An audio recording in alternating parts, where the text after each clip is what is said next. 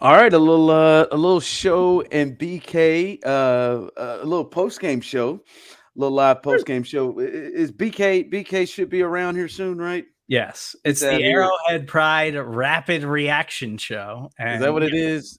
Well, it's the Arrowhead Pride Rapid React Show featuring Show and BK. Can we do that? I yeah, mean, that's that's that, I that's got the to way get I my. actually labeled it. It's Let's Talk Chiefs and Packers Show and BK Edition Arrowhead Pride Rapid Reaction. Let's do it. All right. So the Chiefs they win 17-10 in a barn burner. This was one that that preseason finale that you were all paying attention to. We I know you were there. Hey, I was wondering if what was happening with Mahomes to start the game, if he's going to play or something. But then we see a great tribute to Lynn Dawson. They came out there just to huddle up and kind of took the delay of game. This is like popular from like when Kobe passed away. Teams would take the 8 second count or do the 24-second count and let it roll through. They gave a great tribute to Lynn Dawson, an icon, as I tweeted out earlier this week in Kansas City. Nice little tribute, and then Mahomes got on off the field. It was really cool. Obviously, Len Dawson, Kansas City legend. Everybody's got a great Len Dawson story. Everybody grew up listening to Len Dawson. Lots of people grew up watching Len Dawson. And so it was really cool.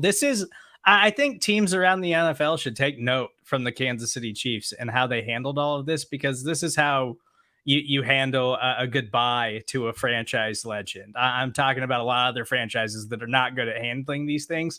Chiefs did a spectacular job of it, and I'm glad that Mahomes just took the field for that and then left immediately. Right, like yeah, I'm just like, okay, man, he is like in full pads and stuff. Like me, I didn't want him to play the first one. I darn sure didn't want to play against Washington, and then like Aaron is sitting down. I'm like, you sit down too, like but it was good. It was a cool tribute. It was a cool tribute. All right, It- listen, this is the final preseason game. As we just talked about, Mahomes didn't go. A lot of the top guys didn't go. Didn't play, which you understand. So there, like how we do. There's not a lot of ton of interesting things to come out of this game, but maybe the most interesting thing is the running back situation, right? So Like that was, and I guess maybe just like the order in which they came in, right? Like to me, it felt like right off the bat, it felt like this was going to be a showcase for Ronald Jones. Anybody out there maybe looking for a third back? Anybody out there looking for a back here? We're going to give Ronald Jones all these carries he wants. And then to see if I think they're trying to help him out because I don't think he's going to make this team. But it was an audition to all of the other teams in the league with Ronald Jones. yeah, it was, but I think the bigger story is that Clyde starts the game. Okay, that's what we expect. I was kind of Yeah. shocked to even see him get any carries in this football game. But then Rojo coming in second, Jerick McKinnon coming in for a few snaps in third, and then Isaiah Pacheco coming in fourth. And they both started the second half, Rojo and Pacheco. Pacheco was getting carries late into the third quarter of this game, and he actually led the Chiefs in carries with 10 carries for 52 yards. Rojo had 8 for 43. I don't know if it didn't really seem like the Chiefs were showcasing Ronald Jones in this game as much as just like, yeah, let's give him carries. I don't think Ronald Jones is the number 2 back, and I don't think there's a lot to read into this. I do think it's weird that Pacheco played so late into the third quarter, but I don't think it's like a red flag. Like, I don't think that the hype around Pacheco is all of a sudden gone because he played late into the third quarter of the final preseason No, I first off, I completely disagree with you. I think this was a showcase for for Ron Jones. Totally do. I don't know if he showcased that well, but as I see BK is about to jump in with this as showing BK is I thought he was ready. completely. He's taking a drink of water, though. He is taking a nice drink of water. Listen, and we'll see if he is. I don't think there's any concern with Isaiah because to me, like, to be honest, I don't think in games Isaiah in these first couple of preseason games has gotten a lot of carries as an actual back. And I think, to me, why we saw him, listen, we know he's going to make this team and we know he's probably going to be the number 2 back. I think they wanted to get him more carries out of the backfield in live rounds. And I think that's probably, to me, why he was running. I don't think there's any cause for any concern, anybody out there, wondering like, hey, are they feeling different about Pacheco? No, I don't think that's it at all. I think they just wanted him to actually get more carries, as a back, and I think this is the way they were able to do it.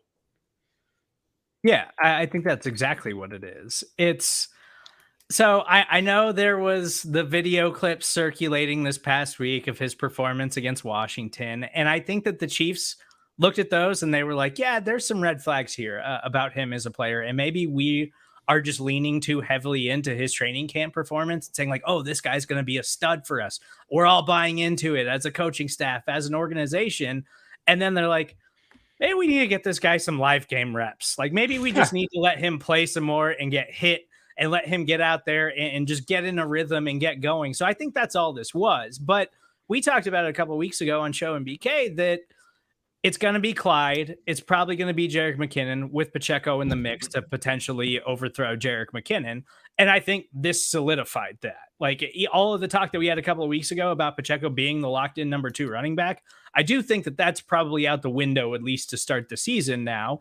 And he played late into the third quarter because they were like, we just got to get this dude reps and see what he can actually do when somebody's trying to hit him. See, I'm actually not sure I agree with that. I think that he is the number 2 running back, but in different roles. Like, I think he's the number 2 running back as Clyde's backup, and I also think he's the number 2 running back as the third down back. And I think those are 2 different roles in this offense. Like, in Andy Reid's offense, you need to be a guy that can, if needed, be somebody that can step into that role as being the pass catching running back. And by the way, it's BK. Appreciate you guys listening tonight.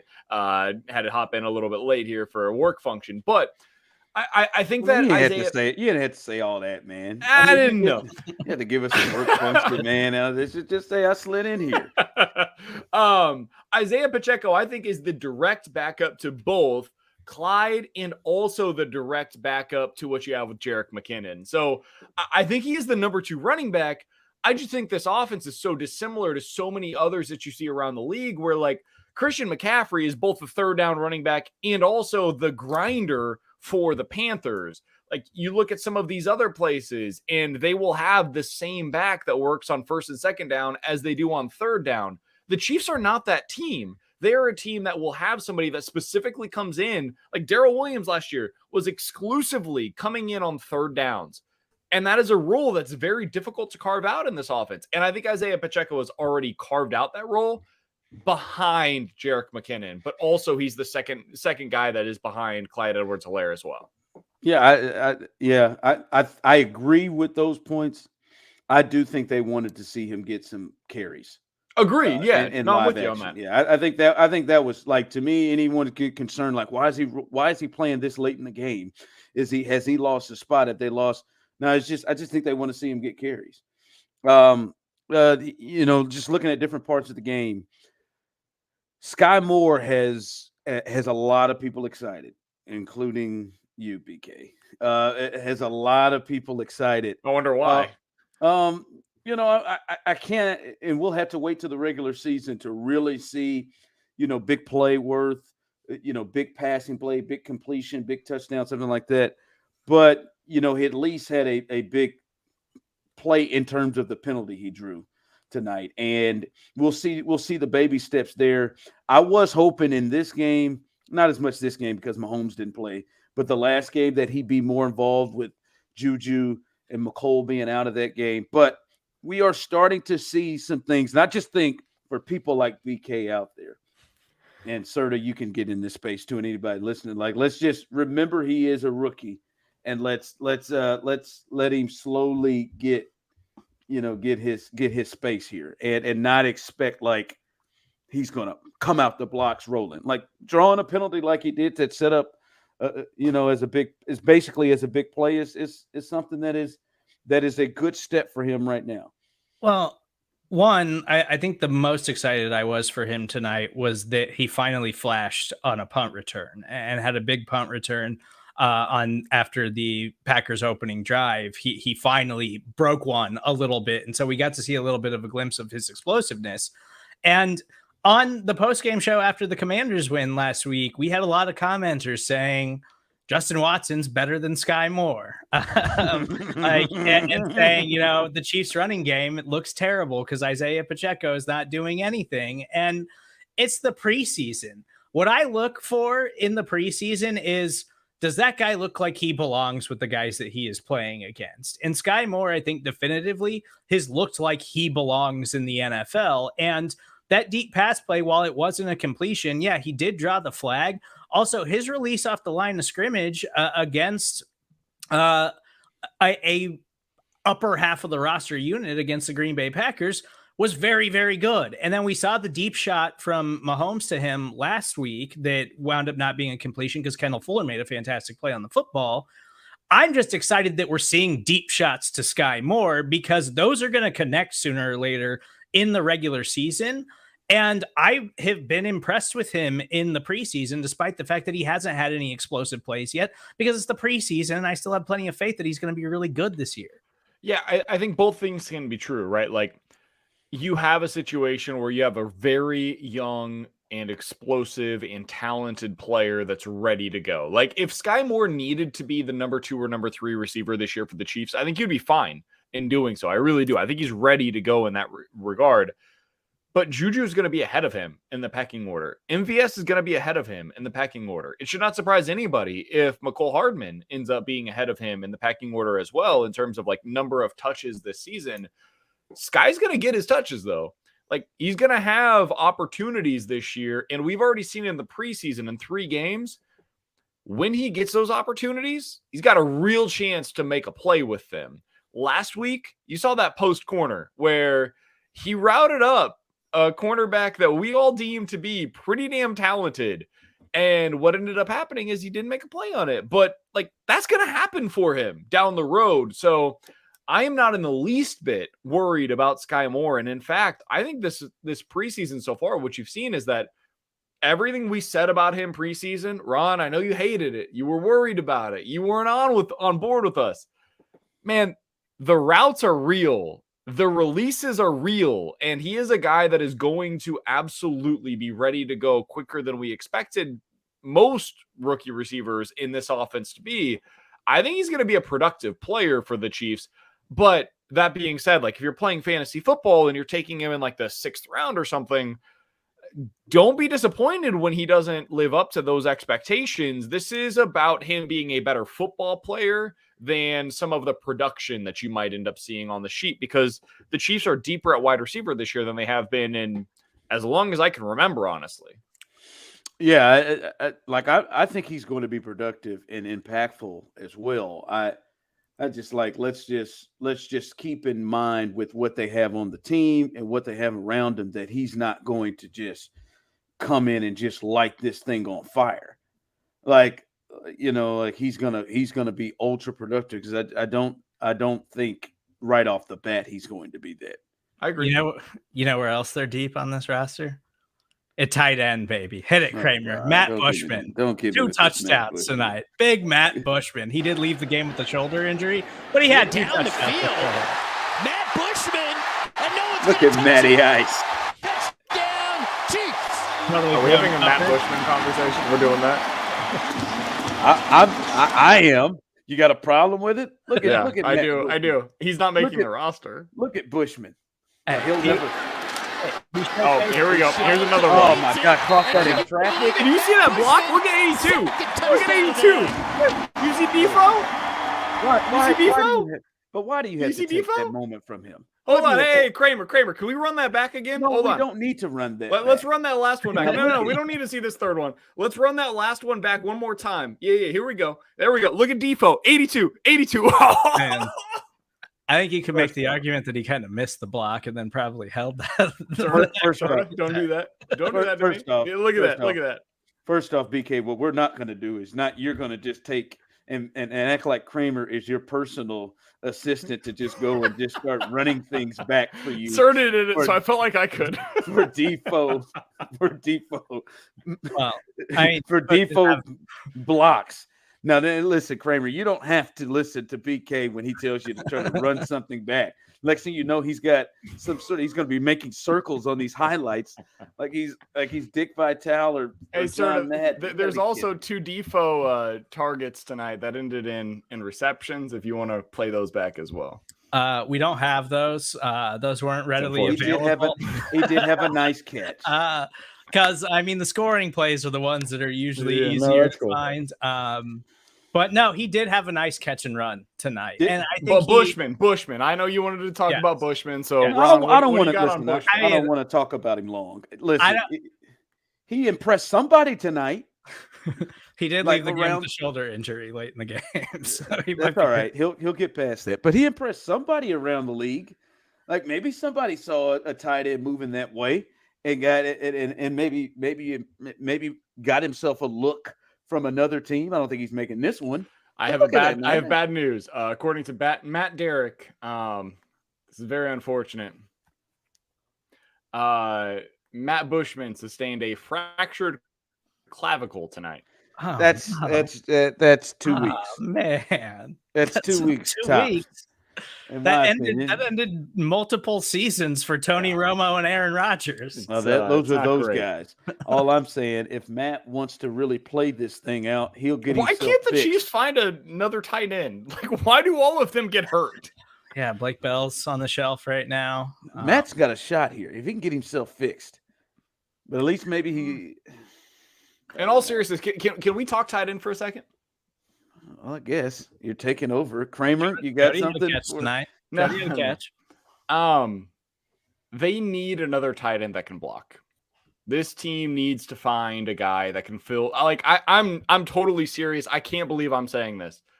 The Blake Bell role is like legitimately important in this offense with the way that they want to run it this year.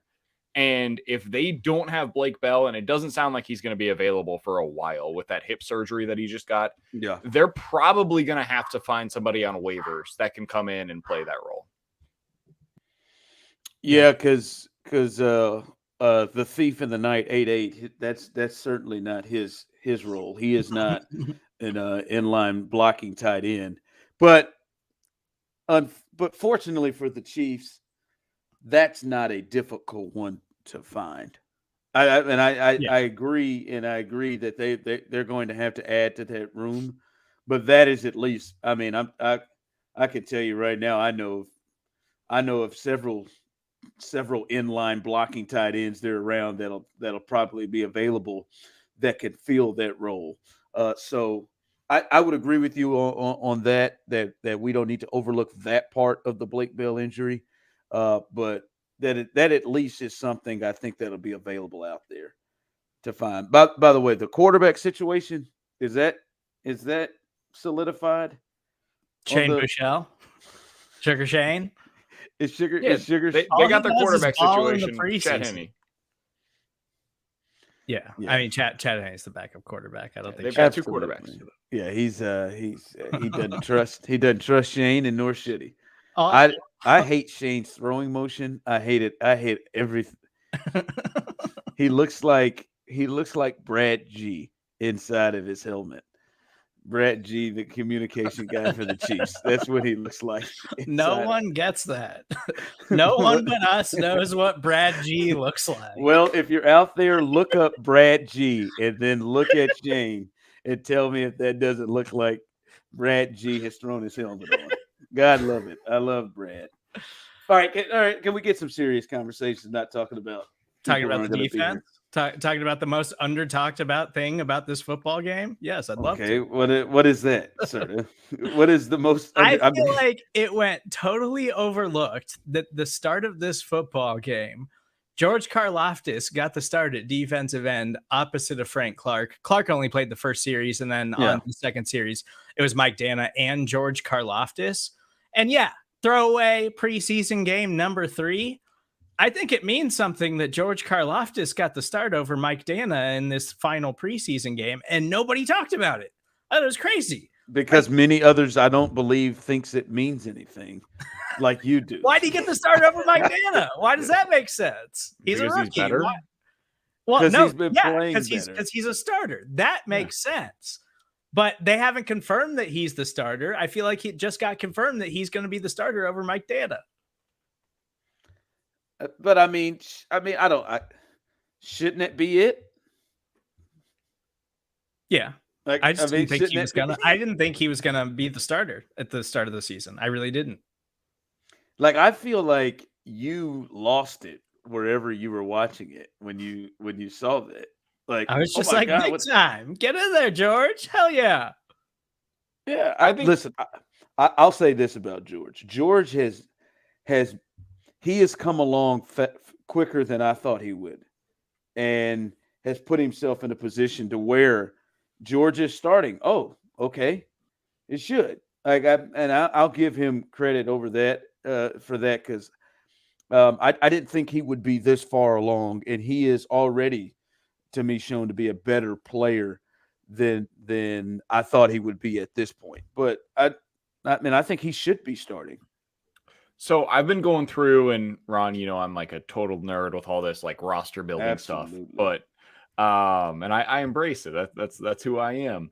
You might The as well. offensive line, you can get to the 7th guy on the offensive line, and I feel like, okay, yeah, you kind of know what that's going to look like. After that, I have no idea what the offensive line is going to be. On offense, though, I kind of feel like we have a pretty good idea of what the roster is going to look like. Defense, I don't feel that way. And I'm getting back to this George Karlaftis thing, in that, like, George Karlaftis, I think, is a starter for your defense right now. I think that Frank Clark Absolutely. is starting opposite him, and Derek Nottie and Chris Jones, that's your starting 4 up front. But the reason why I bring all of this up is because, like, I don't know what the rest of the defensive line looks like. I know that earlier this week we had all of the reports on Carlos Dunlap's Achilles, and I don't know about you guys, but I don't love hearing that a above 30-year-old defensive end that they signed like a month ago is going through an Achilles issue. That doesn't sound great when he's supposed to be in your top 4 in your defensive end rotation. And I do wonder, okay, do they keep an extra defensive end just kind of in some sort of an insurance policy for Carlos Dunlap now? The linebacker spot, like, good luck trying to figure out who your linebackers are that are going to make this roster. At cornerback right now, who are your top 3? Like, I don't know what the situation looks like right now with Rashad Fenton. So I bring all of that up because I think the defense is way more interesting right now than the offense is. And so, yeah, George Karlaftis started today. That's awesome. And I'm super excited for him. He deserves it. But that's just the start of where the interest for me begins when it comes to what the next few days look like on the defensive side of the ball as they try to figure out what this 53-man roster looks like. Can I also mention, as you're talking about the cornerbacks, Joshua Williams had a very rough night, and I'm going to blame it on Pete Sweeney because he went on the Pat McAfee show, hyped up Joshua Williams, and then Joshua Williams had just a horrendous final preseason game. I can completely go with that. Let's blame Pete. By the way, Jalen Watson continues to impress. Yeah, like, it's really good. Jalen Watson is good, and to be fair, like, the role that Joshua Williams is bringing on right now is harder. Like, he's on an island more often, but this team really needs Rashad Fenton to be ready to go week 1. And right now we just don't know what he looks like. Yeah, there are some questions over there that you don't know, as we talked about in the secondary at corner. And even, like, I believe George should be starting, but that doesn't necessarily, and I'm happy with his progress, but that doesn't necessarily mean that I'm like, I feel great about, their edge pass rushers.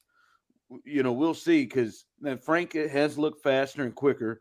George seems like he just has a relentless motor, and he'll just keep going. And the run game, he plays very well. He's a pretty solid all-around guy, just coming along faster than I thought he would be here, but I think he should. And I think this was the right spot. But speaking of the defense, as you talked about that as an interesting thing, I thought it was interesting to see Spags kind of, and we saw this a lot with Dirty Dan Sorensen, but to experiment and show the 3 safety look and using their draft pick out of Cincinnati, Brian Cook. That showed to be good. I think bringing to me, Justin Reed is really, really good in the box and not afraid to hit. Has at least that's how he was his first couple of years. He's had some injuries that maybe had pushed that back, but I like him at the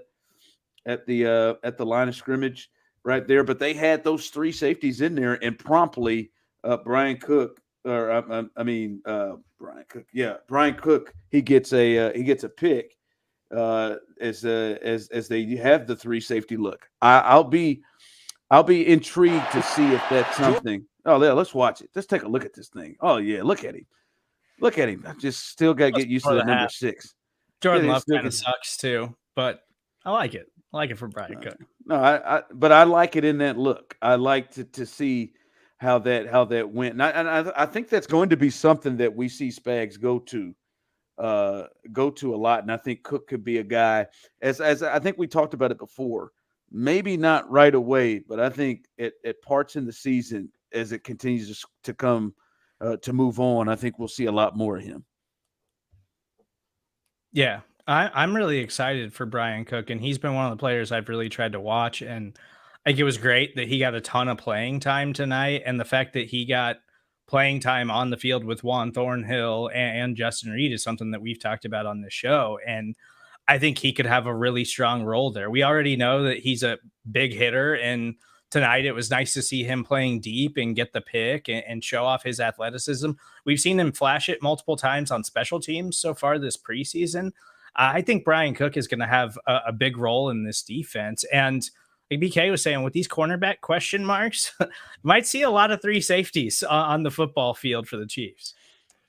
Yeah, and I think the other thing about it is, like, Brian Cook, I think, was just brought in specifically to fill that role, at least in year 1, of what you saw from Dirty Dan a year ago. You know, like that's what you have seen previously from this Steve Spagnuolo defense. And if he can be a guy that also is capable, you don't have to be great, but capable in coverage, man, that adds such a different element from what Dan was previously. Dan, God bless him, was pretty darn good when he was going forward. When he was going back, though, it was a problem for him. It was like Ron, you know this, sir. I don't know if you know these kinds of references, but center fielders, there are some guys that are good going forward and some guys that are good going back. And for Dan, it wasn't so good going to the back. And it seemed like Cook on that play was a guy that, if you're going to center field and you're covering that as a safety, he can potentially do that. And you don't want him doing it all the time. And that's why you've got Thornhill and Reed as guys who can do that for you. But I think Cook has more versatility than what you've previously had in that 3rd safety role. And I think that can, by midseason, later in the year, be a weapon that you can utilize. I think all 3 of them are interchangeable. It can play up and back, and you feel pretty confident. Back then, you knew you can't put Dan in the back end by himself. All right, it is a disaster waiting to happen. All right, are y'all happy? Y'all glad this is over? This preseason, preseason? This preseason stuff is over. All right, now I've got questions for you about your 9th and 10th offensive lineman if you want to do that. Oh, you want to talk about the 9th and 10th offensive lineman? We can't talk about the Bushman. You got to be kidding me. Yeah, I want to talk about guys that are going to make the team. You got to be kidding me. No, I'm ready to get ready for Arizona week 1 and our conversations leading into that. They got 2 weeks off or so or whatever before that game gets rolling, and that's the next time. There'll be a what is this show called again, Serta? The Arrowhead Pride Rapid Reaction Show. Yeah, the Arrowhead Pride Rapid Reaction Show with Show and BK. That'll be the next time you see that. Will be after the Arizona game without Show and BK. Without the Arizona game. But we might do it on that week 2 game against the Chargers on Thursday night. Oh God, yes. There we go. Yeah. On Amazon Prime, right? The first ever? Yeah, baby. Yeah. I do.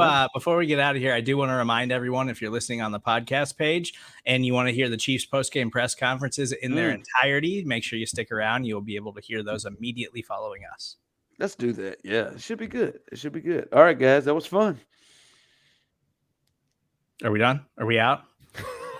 You're damn right. No, I'm not. Yeah, this ain't our show. or anything. Normally, Ron says, we are out. But I wasn't doing it for this one. Okay. So we're gone. Okay. Bye.